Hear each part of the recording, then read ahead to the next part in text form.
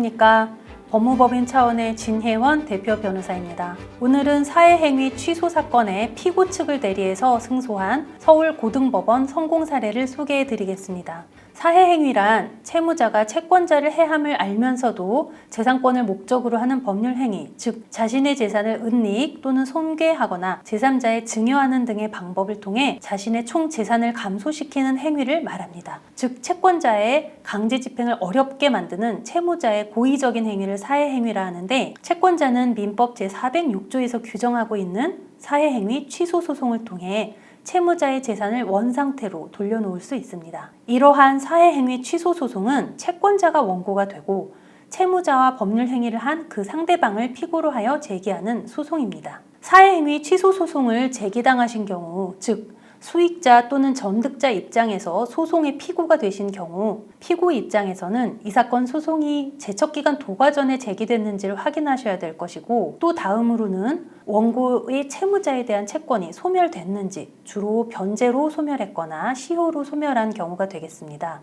이런 부분을 검토해야 하겠습니다. 특히 피고는 채무자와 법률 행위를 했을 때 그러한 행위가 채권자를 해하는 것임을 알지 못했다라는 선의의 항변을 할 수 있습니다. 오늘 소개해드리는 판례 사안에서는 채무자와 피고가 한 매매 계약이 사회행위에 해당하지 않고, 또 피고는 매매 계약 당시 채권자를 해하는 것임을 알지 못했다고 주장 입증을 하여 승소하였습니다. 사실관계부터 구체적으로 살펴보겠습니다. 원고의 채무자 H주식회사는 채무 초과 상태에서 자신의 유일한 재산인 이 사건 부동산과 기계를 피고에게 매도하는 계약을 체결했습니다. 이후 H주식회사는 피고 명의로 이 사건 부동산에 관해 소유권 이전 등기를 마쳐 주었습니다. 이 사건 매매 계약 당시 피고는 매매 대금을 지급하지 않는 대신 H주식회사의 은행에 대한 대출금 채무를 중첩적으로 인수하기로 약정했습니다. 이에 대한 서울고등법원의 판단을 살펴보겠습니다. 우선 법원은 이 사건에서와 같이 채무자가 채무 초과 상태에서 사실상 유일한 재산을 피고에게 처분한 행위는 특별한 사정이 없다면 일단 채권자인 원고를 해하는 것으로 사회행위에 해당하고, 채무자의 사해 의사와 수익자인 피고의 악의도 추정된다고 전제한 후, 그렇지만 이 사건의 경우 각 증거와 재반 사정을 종합해 볼 때 이 사건 매매 계약이 사회행위에 해당하지 않거나 피고가 그 행위에 대해서 선의였다고 판단했습니다. 즉, 채무자와 피고는 각기 공인중개사에게 연락해 이 사건 각 부동산 및 기계의 매도와 매수 중개를 의뢰했고, 부동산 중개인의 중개에 따라서 이 사건 매매 계약을 체결했습니다. 그리고 이 사건 매매 계약의 대금은 당시 채무자의 은행에 대한 대출액을 고려한 것이었는데 그 금액이 해당 시가에 근접한 액수였고, 피고가 채무자의 은행에 대한 채무를 인수했고 채무자의 양도담보권자에게 금원을 지급했으며 일부 기계대금도 지출했습니다.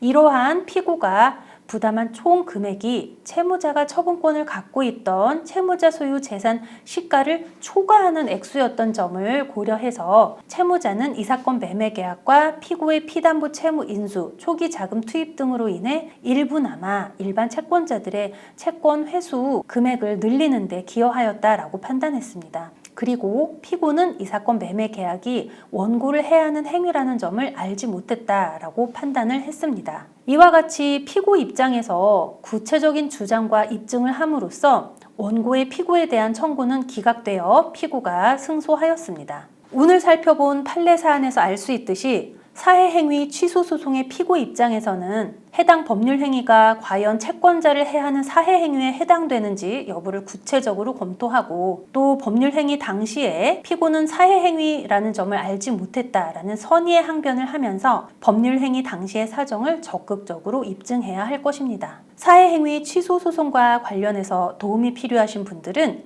저희 법무법인 차원으로 연락 주시기 바랍니다. 그간 다수의 승소 사례와 전문성을 바탕으로 최선의 도움을 드리겠습니다. 감사합니다.